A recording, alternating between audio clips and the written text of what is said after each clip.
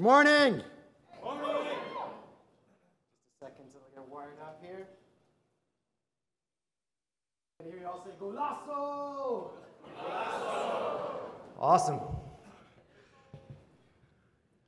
Chris. Chris. Hold on, AV.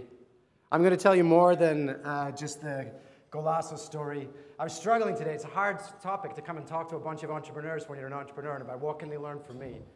So I'm going to take you through a little bit of a journey of all of the companies that I've been involved in the next 45 minutes. Uh-oh. It'll be a puppet show. It'll be fantastic. Wow. New one. It's a new one? Yeah. I love new ones. Okay. I think it's because we switched. There we go. Come on, baby. Nope. Reboot.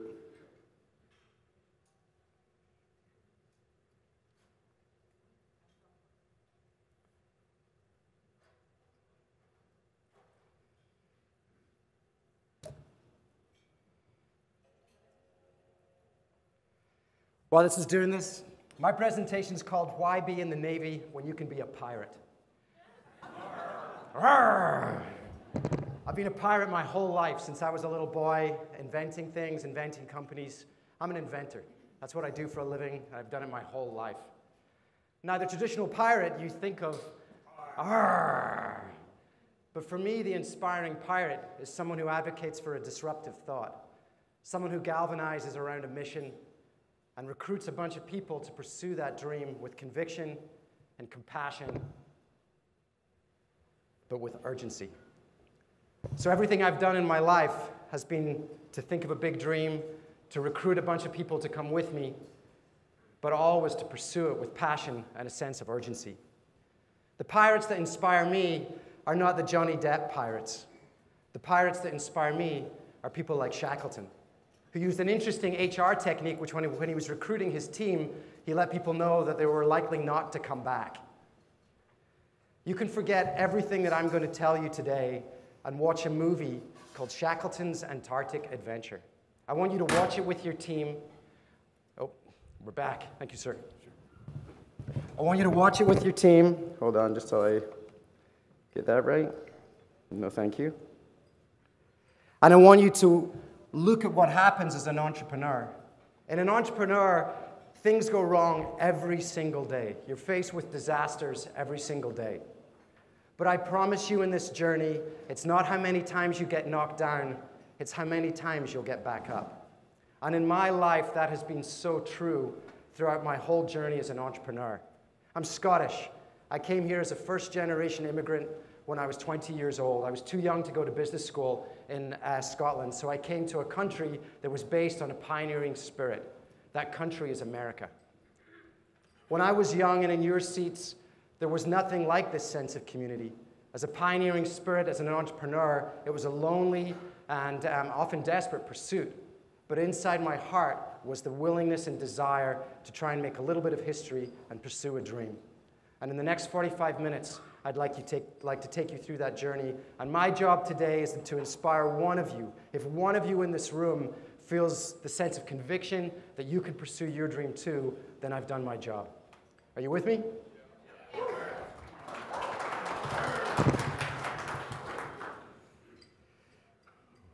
Let's go to work.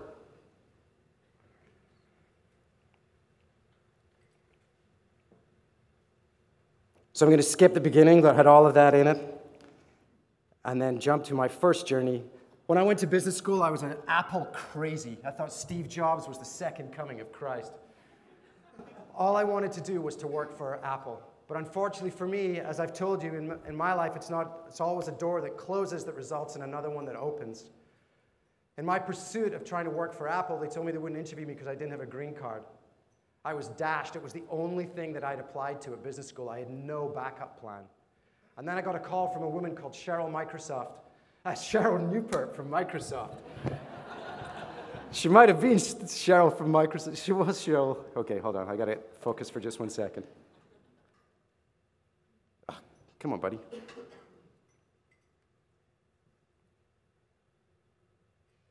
Oh, it's a great Apple ad right now. All right, now we're rolling. So, pirates, that's funny. This is from Shackleton. I want you to watch this movie. Amazing how much they overcome, and I won't spoil the ending. I've had some good ideas and some bad ideas. Don't sell fish door to door. There's a shelf life problem with that particular business. It's really, really terrible. So the first group of pirates that I end up working with is this unruly bunch. Now, I wasn't early enough into Microsoft to enjoy their company, but I did enjoy this motley group. This is me in my first job at Microsoft, 2,300 people. There I am, right there.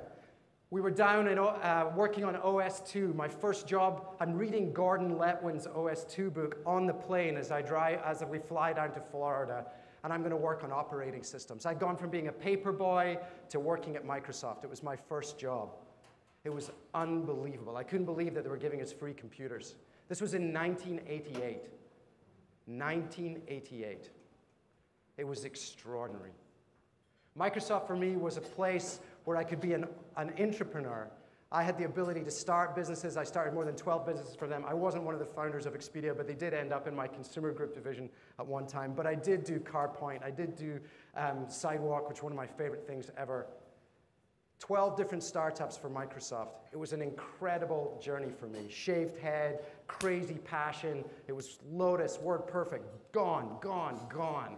It was unbelievable. But after 10 years, I became what's called old school. People would refer to me as old school, and the culture was changing. And for this pirate, I now felt, okay, I'm going to go off and pursue another mission and see if I can create a new journey for myself. But I had no idea what that journey was going to be. And so I left Microsoft in 1997, and I had nothing. People would come up to me and say, hey, Richard, what are you working on? What do you have? What do you got? I had nothing. It was the most depressing moment in my life. I was spending all of my time in the basement trying to figure out what I was going to do next and finding myself at 5 o'clock in the afternoon still in my jammies. I needed an idea. The next chapter in my life is a moment when you don't know where a good idea is going to come from. The next chapter in my life is Cranium. It was a rainy Sunday afternoon. We were with another couple called Dan and Maggie. We'd flicked through the newspaper, we'd read a book, where we're looking at each other wondering, what are we going to do next? Now, there's a word in the English language that can send shivers down my spine, and that word is Scrabble. I suck at Scrabble. I'm the world's worst Scrabble player. But Dan and Maggie are amazing. They keep their scores on the fridge. Unbelievable Scrabble players. They crushed us at Scrabble. But there's another word in the English language that makes me rise up and rally cry, and that word is Pictionary. I am unbelievable at Pictionary, never been beaten. You can draw a straight line, and I'll say, Mount Rushmore! We crushed them at Pictionary. And my little antenna went off, and I thought, why isn't there a game that has something in it for everyone? Why isn't there a game that gives everyone the chance to shine? And with that simple thought, why isn't there a game that gives everyone the chance to shine, I started to draw on a napkin what a game like that would look like. Hi. That game, I had no idea would become the fastest selling game in history. I had no idea that it would sell 44 million copies in 22 countries. I had no idea the history and the difference that we would make in people's lives. Two guys who'd never been in the games industry before stepped forward. And in a world where it was the weakest link, in a world where it was you're fired, in a world where it was who was going to sleep with whose girlfriend on an island, we stepped forward to create a different type of company. We stepped forward to create a kind of company that would give you, your children, your mom and dad, nieces and nephews. We stood for something different. We wanted to unite families. We wanted to give everyone a chance to celebrate what's inside each of you, which is a special talent. We were Cranium. The next moment in my life was never underestimate the importance of a prototype. If you're an entrepreneur, get to prototype as quickly as possible. This is the first Cranium game that was ever made. I did this in PowerPoint. Yes! For those of you who have played Cranium, you'll see some things that will be familiar. You'll notice that this was before we had the characters, but you can see we already had data cards, drawing, word, act. You'll also see some of our early mistakes. I draw your attention to the lower right-hand corner, the lobotomy spinner. This was how you chose which deck of cards you were going to pull from, was the lobotomy spinner. Bad idea. So we tested this in my living room in my house. We picked the 8 hardest core Microsoft program managers that we could find. If you've ever had a baby and you've held it up and people have told you it was ugly, that's what happened to us. But those hardcore Microsoft people saved us over a year in product development. They were so rigorous and so cutting in their feedback, and we listened so hard and we iterated so quickly. From January to June was how long it took us to get Cranium done. Trivial Pursuit, 4 years. Pictionary, 3 years. Cranium, 6 months. Get to prototype, get it in front of people, listen, test, and then ship. You have to ship. And for us, we shipped. And this is what it looked like when we shipped. This is me and my buddy Whit. This is the first 12. I've got a lot more hair there. This is the first 12. That's me on the right, in case anyone's wondering. This is the first 12 games of Cranium that we had ever shipped. In the background, you can see some of the other packaging concepts that we'd found. We found this kid who had a head the size of a melon, and we were like, wow, he could be a great spokesperson for Cranium. Fortunately, we didn't go in that direction. But this is us at the beginning of that journey. We were about to make history. Hi, Chris. Oh, thanks, man. I appreciate it. A couple of years later, this is us in the front of Inc. magazine. The smartest small company in America. Unbelievable. Whit and I were in Newark Airport when we saw it on the shelves. We bought every copy for our mums and dads that we could find. It was crazy. 5 times Toy of the Year. It's a world record that still stands. We were having so much fun. But it wasn't me and Whit. The people who made history were the group of people that joined us on that mission. It was the incredible culture that we created for that company. And that culture was like a religion. These were the values that we lived by on a daily basis. We made all of our business decisions based on these values. It was the religion that held us together. It was Cranium. I encourage each of you, as you build your businesses, to think about the culture. At the end of the day, it's going to be the people that surround you and the fabric that's woven through each of you and that sense of mission and purpose that's driven by your values. Make history with a company that has a religion. We sold Cranium in 2007. The world was starting to implode. I didn't want to sell Cranium. I would have kept going. But we saw what was happening in the world, and we knew if we didn't get out then, the story would be very different. So it broke my heart, but we decided to sell, and once again, this little pirate had to figure out what he was going to do next. I had a moment in a Starbucks store where my daughter, I have 3 kids, one of my daughters is called Remy. It's 8 in the morning, I'm taking my kids to school, we're in Starbucks, Remy wants the apple fritter. Not a good idea. Bad parenting moment, trying to talk her out of the apple fritter on the way to school. There had to be a better way for Starbucks. Could there be a way to offer healthier choices? This pirate got the chance to go back into Starbucks. The day that I started was the day of the layoffs at Starbucks. I passed people with mascara running down their faces as I got into the elevator to start on my first day of trying to introduce healthier choices at Starbucks. There were some staggering trends going on. For those of you who are not familiar with these statistics, they're very troubling. By 2015, 75% of the population in America will be obese or overweight. 75% of Americans will be obese or overweight. In all of this crisis, I also saw an incredible financial opportunity, which was the healthy food market was growing twice as fast as the traditional food business.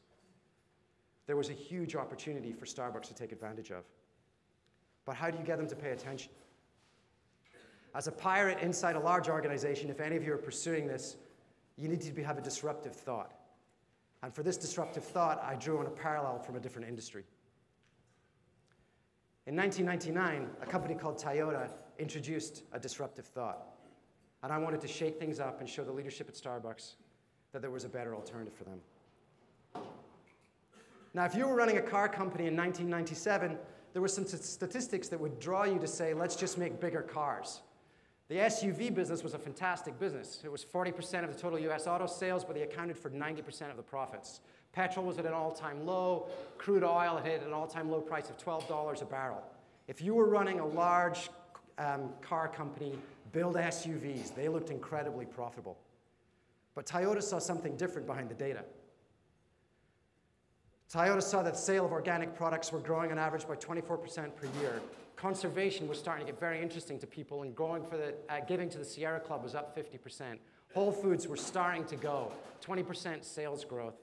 But the most staggering statistic was carbon dioxide levels were 27% higher, and they were higher than they'd ever been in 650,000 years. Toyota saw something different. And in 1999, they introduced this. Pirates come in many different garbs. This was the disruptive thought. This was the Prius. At Starbucks, I was able to galvanize the organization and harbor a lot of what was already great work to create a disruptive thought. No more high fructose corn syrup. Take out the trans fats. Introduce smaller portions. Real food, simply delicious. After a year and a half at Starbucks, this little pirate was ready for another journey. April the 16th, 2008. Oh, Mexico are playing China at CenturyLink Field. 60,000 people inside the stadium, 30,000 people outside the stadium. Drums, sombreros, craziness. And Cesar Villa chipped it over the Chinese goalkeeper, and they won 1-0. The Mexicans went crazy, crazy. And I started to hear this. Anyone know who this is?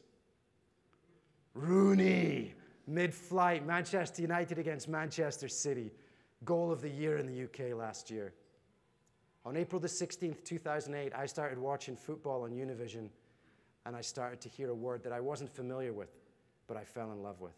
And that word is Golazo. Let me show you some golazos. Golazo! Goal! DeSantis against the United States, top left-hand corner. Boom! Watch Messi chip the goalie. Oh. This is Neymar. This is goal of the year last year. Watch what he does to the last defender. Completely humbling.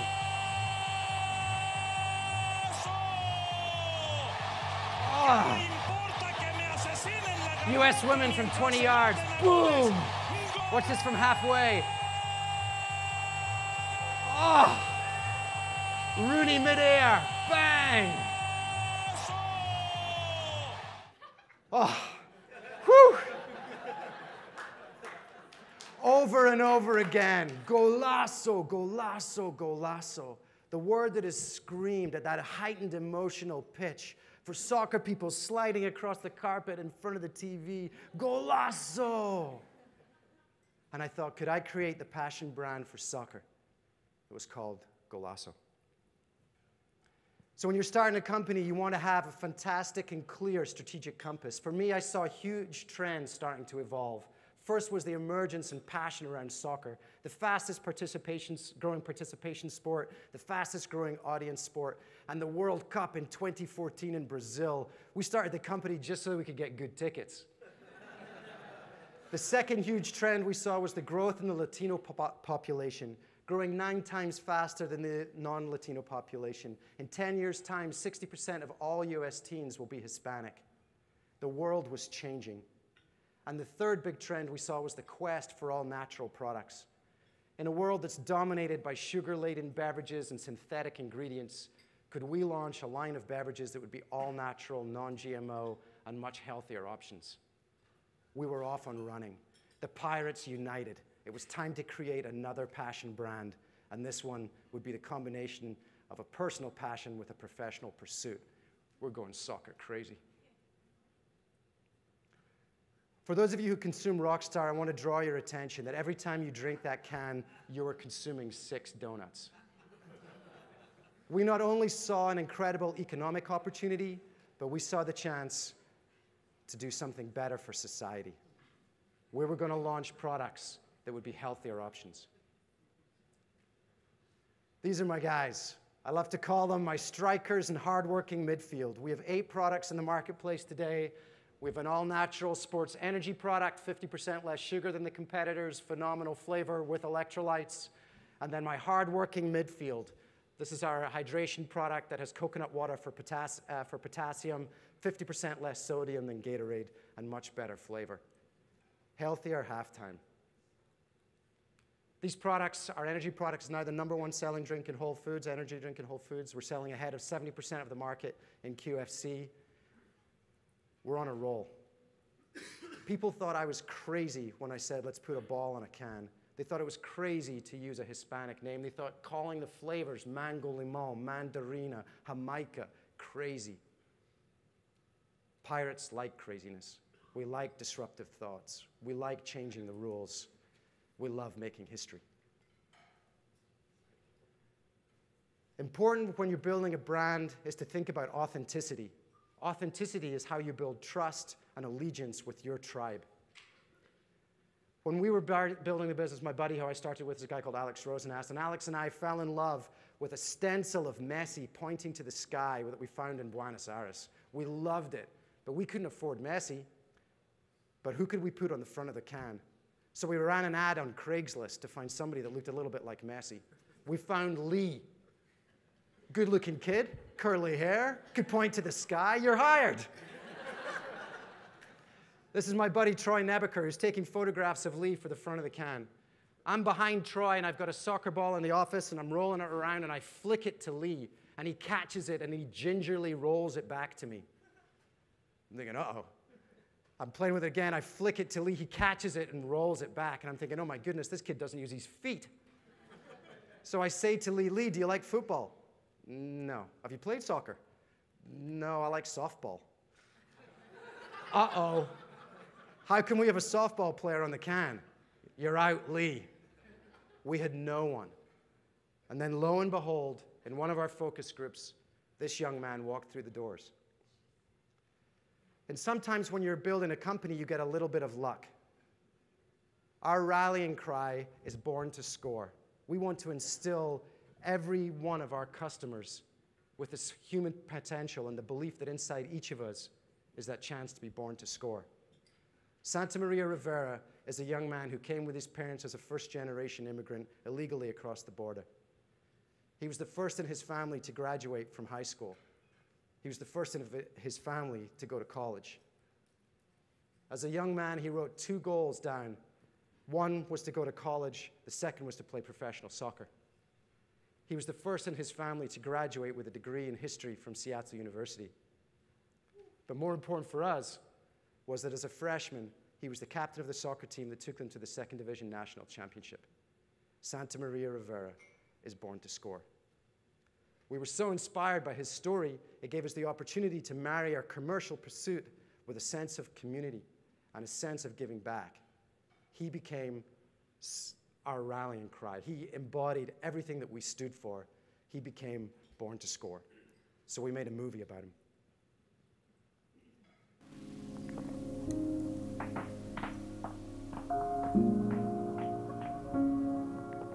What if you had a chance to make a film about your life?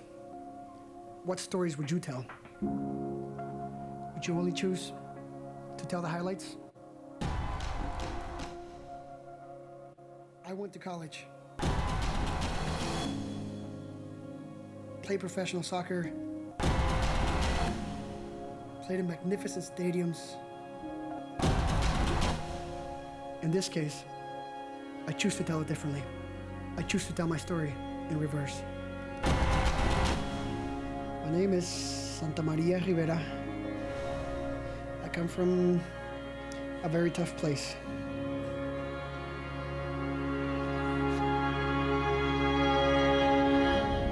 I would not be the person I am today if it weren't for the opportunities that this sport was able to give me.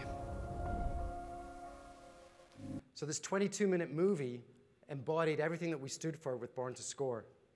And we decided that we were going to go on a mission not only to build a great beverage company, but we were going to go on a mission to inspire young kids that they should set a goal in their lives. Kids are 85% more likely to achieve a goal if they write it down, that they should set a goal and score a goal in their own personal lives.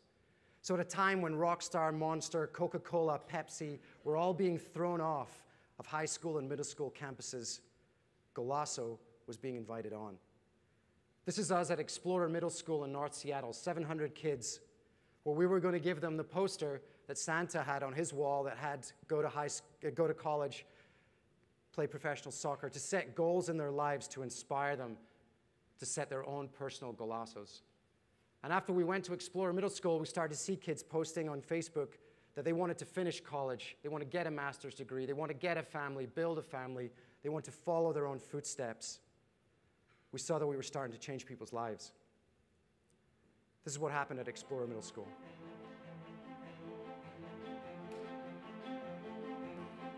I think we are witnessing a hero right here in Santa Maria Riviera in this story. An improbable life, many of you young people have that within you, and our message for you is that there's opportunities for you and to live this same dream. At Golazo, we believe that each and every one of you is born to score. Golazo, for me, it means that spectacular moment when someone ordinary does someone spectacular. That's Golazo. I used to have a piece of paper taped on my bedroom wall, and I have 2 short-term goals, but I always have those constant goals ahead of me, the big ones that never change. One of them was attending college and graduating from college, and the second one was playing professional soccer. And whenever I had any challenges, whenever I had any obstacles, like I said, there will be many, I always went back and looked at that sheet, and I said, you know what? I still need to accomplish those goals. It's what kept me going. This poster is one that will allow you to set 4 goals for yourselves. And that's a way for you to have those dreams and pursue those dreams and remind yourself of Santa's story and the fact that inside each of you is that potential to be born to score. As you start your companies, as you build those successful businesses, please promise to yourselves and to each of us in this room that you'll give back as you do well. We not only wanted to create an incredible company, an incredible brand, but we wanted to try and give back in a way that was consistent with the philosophy of why we started the company, which was to give everyone that feeling of being born to score. And our tribe is growing. We're at 41,000 people on Facebook. The level of engagement that we have is 18 times Red Bull, 38 times Gatorade. People love Golazo. They love it so much. The guy in the green cap is a kid called Breck Shea that plays for the US national team, tweets about us all the time. You've got people in Portland, Eastern Washington. This kid went as the Golazo can for Halloween. God bless him.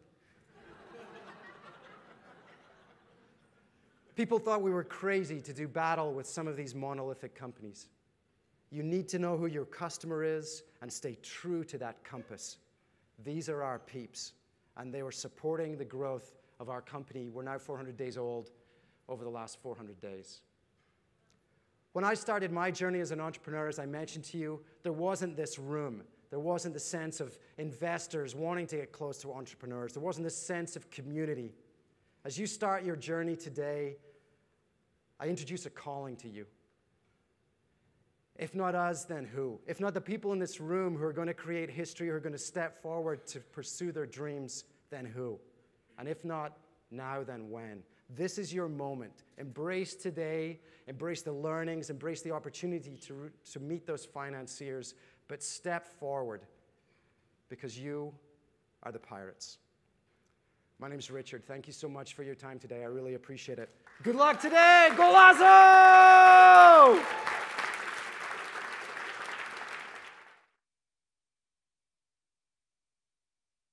Any questions, but I tried to finish on time, so if there are any questions, I'm happy to take them. Yes, sir. Is Golazo publicly traded? No, we're not. The question was, are we publicly traded? No, we're not. We have received some investment. We've got some great investors. Howard Schultz is an investor in us. We have Angelo Moratti, who owns Inter Milan. Whoa, am I going to Italy? Yes. But we've got some great investors, but no plans to go public. Yes, sir. Have you had any startups that failed? The question was if I had any startups that have failed. Yes. I've had many bad ideas. I've also tried to raise money and not been successful. One of the failures that I like to talk about was when I was at Microsoft. I ran the CD-ROM business for Microsoft. And during that time, we had an idea for an infant healthcare product. We discovered that the time for humans when they'll spend the most money to get information is when they have an infant. And so we created this expert system that was this really cool expert system to build. It was kind of referring you if you had an issue with a baby. And so I had 11 people. We were cranking for about 7 months, and we went to the first bill review. And if he starts rocking, you know you're in trouble. And sure enough, he started rocking, and I was like, oh, God, here we go. And then he flicked and said to me, he said, well, what if we get sued? And the vulnerability in that business, I was so focused on the positive aspects and how much money we could possibly make for the delivery of that content. But the vulnerability for us was if something went wrong, if there was a malpractice suit.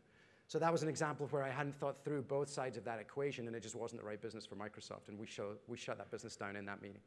So yeah, I've definitely failed. And failure, you know, Michael Jordan, he tells you he learned more from losses than he did from wins. And you know, I think that's true. And I think, you know, we fail every day. And the reality is you just have to learn from it and make sure you don't make those mistakes the next time that you try. But if you're not failing, you're not trying hard enough. Yes, sir? What was your process for coming up with your strategic lens? The question was, what is the process for coming up with a strategic lens?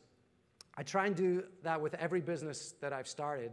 Whereas I look on the landscape, I mean, hopefully in the examples that came through today, whether it was Starbucks when I'm looking for the big trends that are going to affect their business, Cranium, it was to have a disruptive goal, zigging when everyone else was zagging. I didn't want to go negative. I wanted to go positive, so that was everyone shines and going in that direction. For Golazo, you know, people, it's a tough business. I'll be perfectly honest with you. Going up against the competitors. With the games business, Hasbro and Mattel were kind of asleep at the wheel when we launched the games business. Red Bull, Rockstar, Monster, those guys aren't asleep at the wheel. I mean, they're ferocious competitors. So I wanted to find a real point of differentiation for us, and looking for that point of differentiation. Soccer was easy because that's the genesis of the brand. But the Latino was born out of this word and where Golazo came from. But then I learned more about what was happening with Latino. And then All Natural was, again, to look for a point of differentiation and make sure that we could talk to the type of customers that we could build our brand with. I would encourage all of you, as you think about your business and as you pitch it to the VCs, to think about your strategic lens and make sure that it takes you to a place that has a real strong sense of differentiation and a point of uniqueness in the marketplace. One more? Yes, madam.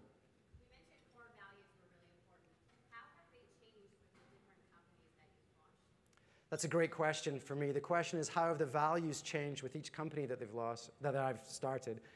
Honestly, I'm an incredibly positive person, and so for me, I always wanted to stay positive. So with Cranium, it was give everyone the chance to shine.